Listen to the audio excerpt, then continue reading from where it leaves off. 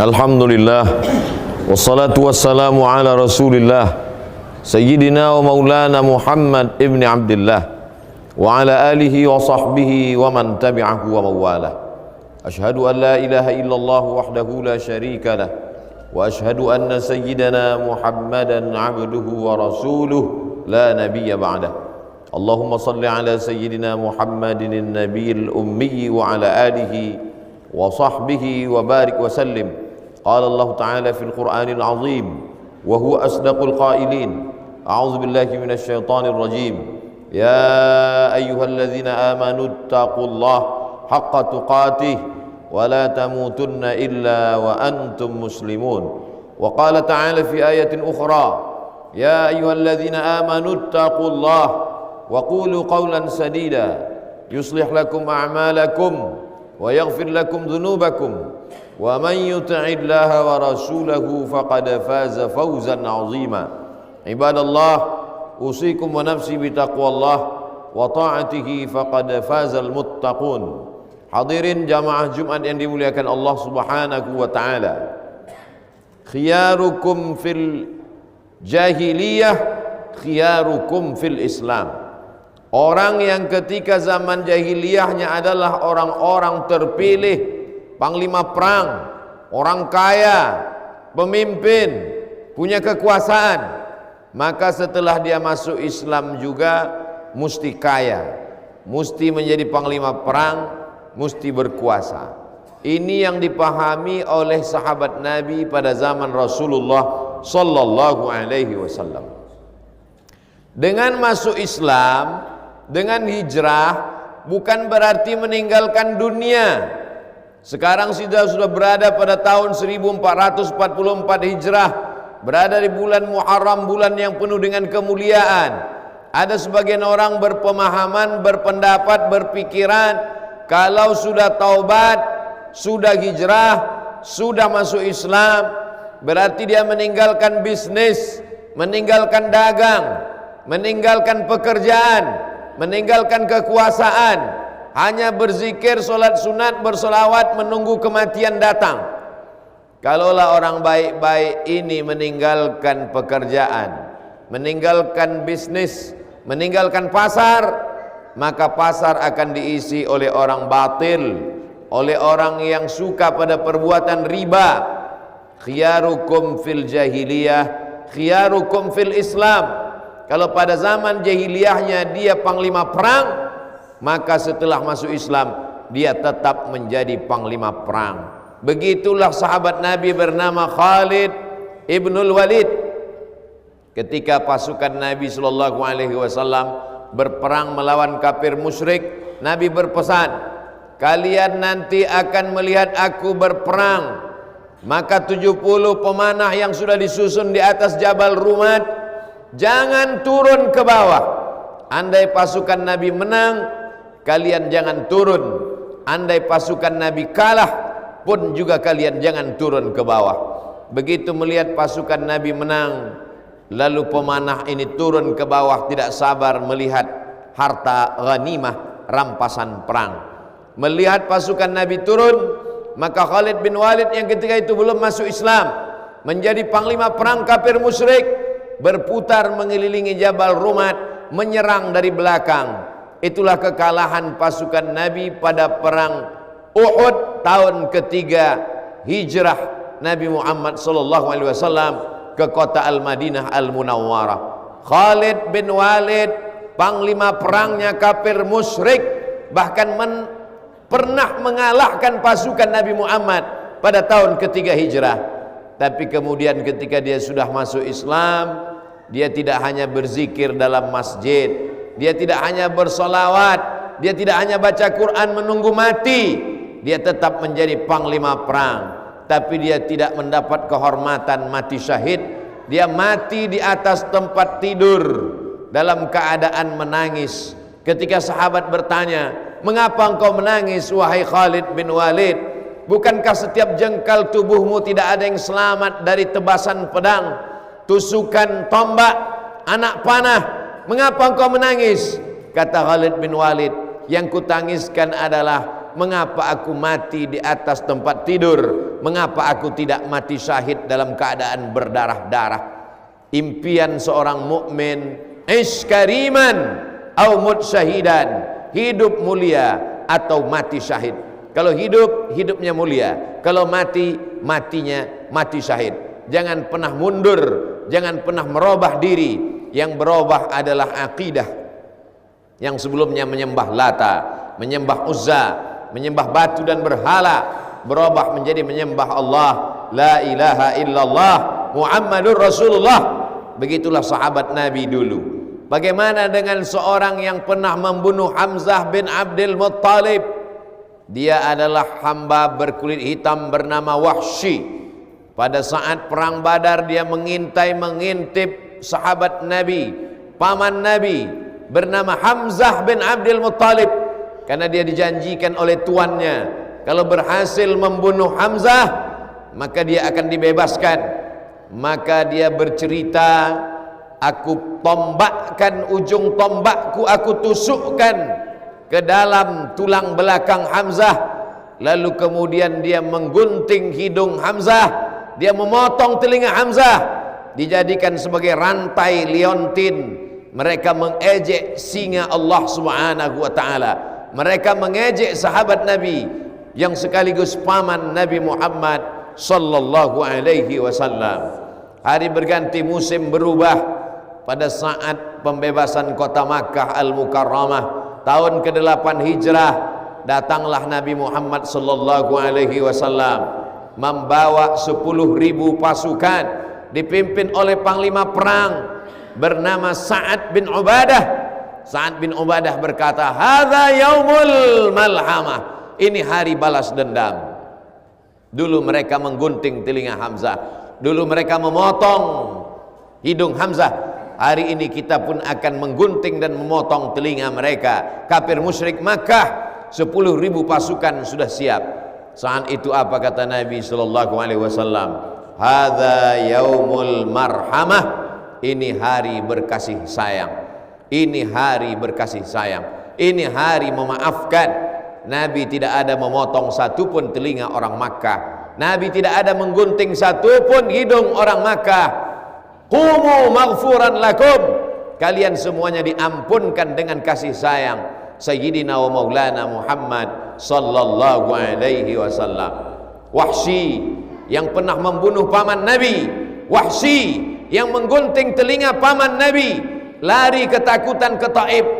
Setelah dia dengar pasukan Nabi sudah pulang ke kota Al-Madinah Al-Munawwarah, lalu kemudian Wahsy datang pulang ke kota Makkah. Dia lihat tidak ada satu pun telinga yang digunting, tidak ada satu pun yang dibunuh oleh Nabi Muhammad sallallahu alaihi wasallam. Lalu kemudian Wahsy bersegera mengejar Nabi Muhammad ke kota Al-Madinah Al-Munawwarah. Sampai di kota Al-Madinah Al-Munawwarah, dia berjumpa dengan Nabi. Dia ketakutan. Dia pikir Nabi akan memancung kepalanya. Dia pikir Nabi akan menggunting telinganya. Dia pikir Nabi akan merobek jantungnya, sebagaimana mereka memutilasi Hamzah bin Abdul Muttalib, Sayyidus Syuhada, pemimpin antara orang mati syahid. Tapi ternyata itu tidak terjadi. Anta Wahsy, engkaukah Wahsy? Betul, akulah Wahsy. Qatalta Hamzah, kau yang sudah membunuh Hamzah. Betul ya Rasulullah, aku yang sudah membunuh Hamzah. Nabi menepuk dada Wahsy. Wahsy mendapatkan hidayah. Dia masuk Islam, bersyahadat, asyhadu an la ilaha illallah wa asyhadu anna Muhammadar Rasulullah. Setelah itu Wahsy pulang. Dia tidak menjadi orang penakut, dia tidak menjadi orang pengecut. Dia tidak hanya berzikir baca Quran menunggu kematian datang, dia tetap garang. Hanya saja sebelum masuk Islam garangnya kepada orang Islam. Setelah masuk Islam dia garang kepada orang kafir musyrik, dia garang kepada kafir Quraisy musyrik. Lalu kemudian ketika terjadi peristiwa saat muncul seorang nabi palsu bernama Musailamah, nama kampungnya Yamamah, Al-Kadzdzab, pendusta pembohong. Disitulah dia ingin membersihkan tangannya. Walaupun dia sudah Islam, tapi setiap kali melihat tangannya, dia lihat tangannya berlumuran darah. Tangannya sudah menikam Hamzah, tangannya pernah menggunting telinga Hamzah, tangannya pernah memotong hidung Hamzah, tak termaafkan dosanya. Disitulah dia sadar satu-satunya jalan untuk membersihkan tangannya adalah dengan membunuh nabi palsu bernama Musailamah Al-Kadzab. Apa yang terjadi?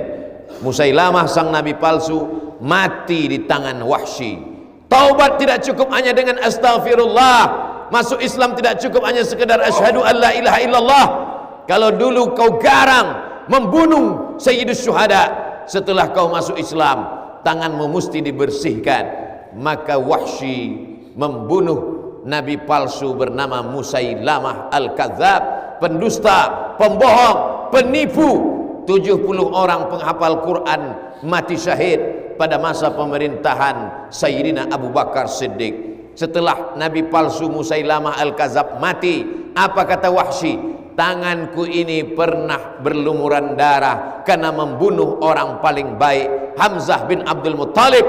Tapi kemudian aku tebus, tanganku ini juga pernah berlumuran darah karena membunuh orang paling jahat, nabi palsu Musailamah Al-Kadzab. Kalau sebelum taubat berbuat zina, makan haram, maka setelah hijrah, setelah taubat, setelah masuk Islam, jangan tinggalkan bisnis, jangan tinggalkan kekuasaan, jangan tinggalkan kehebatan, jangan tinggalkan semua yang baik, tapi tinggalkan perbuatan jahat. Tetaplah menjadi bisnismen yang luar biasa, menolong agama Islam. Allah bangga melihat orang-orang yang menolong agamanya.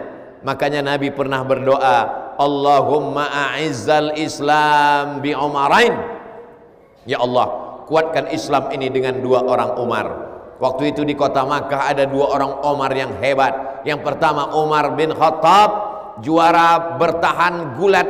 Setiap tahun diadakan gulat di pasar Ukaz, berkumpul semua pegulat, dan pemenangnya adalah Umar bin Khattab. Nabi ingin Islam ini kuat, maka Nabi berdoa, kuatkan Islam ini dengan Umar bin Khattab. Tapi ada satu lagi Umar, Umar bin Hisham. Umar bin Hisham orang kaya, Umar bin Hisham darah biru, Umar bin Hisham orang terpandang, namanya Umar bin Hisham. Mereka memanggilnya Abu Jahal. Ya Allah, kuatkan Islam ini dengan Umar bin Khattab atau Umar bin Hisham. Apa yang terjadi? Allah memilih Umar bin Khattab. Umar bin Khattab memilih hidayah Islam. Umar bin Khattab masuk Islam. Sebelum Umar bin Khattab masuk Islam, tak ada orang yang berani baca Quran dengan suara keras. Tapi setelah Umar bin Khattab masuk Islam, semuanya tunduk, semuanya patuh. Orang-orang kafir musyrik menjadi segan karena dia masuk Islam. Begitu jugalah hendaknya ketika orang yang dulu tidak peduli pada Islam, memusuhi Islam, setelah masuk Islam, setelah bertaubat, setelah berhijrah, peduli kepada Islam. Preman-preman yang dulu disegani sebelum masuk Islam, sebelum taubat, setelah bertaubat, maka dia peduli kepada masjid, peduli kepada Islam, sehingga orang segan. Allahumma a'izzal Islam, tolong agama Islam ini ya Allah, bi Umarain, dengan 2 Umar, Umar bin Khattab atau Umar bin Hisham. Begitulah Allah subhanahu wa ta'ala memuliakan. Jangan hinakan diri dengan menghinakan Islam, jangan jatuhkan diri dengan menjatuhkan Islam. In tansurullah, kalau kau tolong agama Allah, yansurkum, Allah akan menolong kamu. Tolong Islam dengan kekuasaan. Ketika kekuasaan masih ada di ujung tangan, bantu pembangunan masjid, pondok pesantren, anak yatim, fakir miskin dan du'afa. Bangkitkan badan amil zakat nasional dengan mewajibkan zakat bagi pegawai-pegawai. Ketika masih ada harta di ujung tangan, pakai menolong agama Allah. Ketika nafas sudah terhenti, detak jantung tak lagi bergerak, tangan tak lagi bisa menghayun, kaki tak bisa melangkah, saat itu hanya mampu berkata inna lillah wa inna ilaihi raji'un. Tak ada yang bisa dipakai untuk menolong agama Allah. Saat itu penyesalan. Apa kata mereka? Rabbana abasarna, mata kami sudah melihat azab, wa sami'na, telinga kami sudah mendengar azab, farji'na, balikkan lagi kami ke dunia ya Allah. Inna muqinun na'mal salihah, kami ingin beramal soleh. Tapi ketika itu penyesalan tak lagi bermakna. Ketika masih sehat, tolonglah agama Allah. Ketika masih ada harta, tolonglah agama Allah. Ketika masih ada kuasa, tolonglah agama Allah. Agama Allah ini tinggi. Al-Islamu ya'lu wa la yu'la alaih. Agama Allah ini mulia, tak ada yang lebih mulia, tak ada yang lebih tinggi, tak ada yang lebih hebat daripada agama Allah. Andai kita tidak tolong agama Allah ini tetap mulia. Berapa banyak penguasa-penguasa yang hebat tak mau menolong agama Allah, dia mati dimakan cacing tanah. Berapa banyak orang-orang kaya yang dulu luas kebunnya, besar rumahnya, hebat kekuasaannya, tidak dia pakai menolong agama Allah tetap mulia. Dia mati masuk ke lubang tanah hanya sebagai santapan cacing tanah. Ketika masih hidup di atas dunia, kesempatan untuk beramal soleh. Adapun dosa-dosa di masa yang lalu, Nabi Adam Sayyidul Kaunain, Nabi Adam Sayyidul Bashar meminta ampun kepada Allah. Rabbana zalamna anfusana wa illam taghfir lana wa tarhamna lanakunanna minal khasirin. Kononlah lagi kita manusia biasa yang tak pernah lepas dari silap salah dan dosa. Minta ampun kepada Allah, bukan hanya sekedar beristighfar. Minta ampun kepada Allah, bukan hanya sekedar membaca Quran. Minta ampun kepada Allah, bukan hanya sekedar solat sunat. Minta ampun kepada Allah. Wa atsbi'is sayyi'atal hasanata tamhuha. Kalau sebelum Islam jahat dengan kekuasaan, setelah Islam tolong agama Allah dengan kekuasaan. Kalau sebelum Islam jahat dengan harta, setelah masuk Islam tolong agama Allah dengan harta. Kalau sebelum Islam jahat dengan suara, setelah masuk Islam tolong agama Allah dengan suara. Begitulah taubatnya orang-orang yang baik, begitulah taubatnya orang-orang yang soleh. Bukan hanya meninggalkan dunia. Dunia ini jangan ditinggalkan. Kalau dunia ditinggalkan, dia akan diambil oleh orang kafir. Kalau dunia ini ditinggalkan, dunia ini akan diambil oleh orang munafik.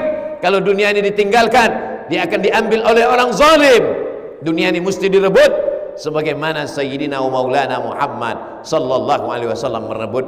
Dunia ini mesti direbut sebagaimana Abu Bakar Siddiq merebutnya dari Musailamah Al-Kadzab, sebagaimana Umar bin Khattab merebutnya dari penguasa Persia, penguasa Romawi, sebagaimana Sayyidina wa Maulana Muhammad sallallahu alaihi wasallam Sayyidul awwalina awwal akhirin, Sayyidul kaulaini, Sayyidul kautsaini, Sayyidul kaunaini as-saqalain, berhasil merebut karena pertolongan Allah Subhanahu wa taala. Bagaimana Muhammad Al-Fatih merebut Konstantinopel, bagaimana Jabal Tariq merebut Andalusia, bagaimana Salahuddin Al-Ayyubi merebut Mesir dari tangan Fatimiyun. Mereka adalah orang-orang yang mengambil kekuasaan demi untuk menolong agama Allah Subhanahu wa taala. Salahuddin Al-Ayyubi 1000 tahun yang lalu merebut Al-Azhar, sampai hari ini mengalir pahalanya. Muhammad Al-Fatih merebut Konstantinopel, berubah kota itu menjadi Istanbul, masjid tegak berdiri, sampai hari ini dia mendapatkan pahalanya. Jabal Tariq, Gibraltar, Tariq bin Ziyad, sampai hari ini mendapatkan pahalanya. Ada satu yang tak putus dengan kematian. Orangnya boleh mati, jasadnya terkubur di dalam tanah, tapi pahala terus mengalir. Jangan sampai kematian memutuskan amal. Di antara yang mendapatkan amal mengalir, orang-orang kaya. Orang kaya yang punya harta, dia bisa menolong agama Allah dengan membangun masjid, pondok pesantren, mengalir pahalanya sampai hari kiamat. Penguasa-penguasa dengan kekuasaannya, dengan APBN-nya, dengan APBD-nya, dengan tanda tangannya, bisa mendapatkan amal mengalir sampai hari kiamat. Yang tidak ada kekuasaan, yang tidak ada harta, tapi punya anak, maka anakmu pun juga akan menjadi amal mengalir. Didik dia menjadi anak yang soleh. Yang tidak punya anak, tidak punya kekuasaan, tidak punya harta benda, ingin juga mendapatkan amal mengalir, didiklah orang. Walaupun kau bukan kiai, bukan tuan guru, bukan ustadz, bukan profesor, ajarkan orang kebaikan. Ajarkan anak-anak kecil mengaji dari maghrib ke isya. Ajarkan mereka Iqra, ajarkan mereka Al-Fatihah. Mereka akan sholat 17 kali dia baca sehari semalam, mengalir juga pahalanya. walaupun kau hanya guru mengaji. Dengan ilmu, dengan harta, dengan kuasa, dengan anak, mendapatkan amal mengalir. Hidup singkat, sementara malaikat maut datang, sementara nafas berhenti, jantung tak lagi berdetak. Ketika dipakai untuk menolong agama Allah, sesungguhnya kita sedang menolong diri kita sendiri. Barakallahu li wa lakum fil Qur'anil azim, wa nafa'ani wa iyyakum bima fihi minal ayati wadh-dhikril hakim, wa taqabbala minni wa minkum tilawatahu innahu huwal ghafurur rahim.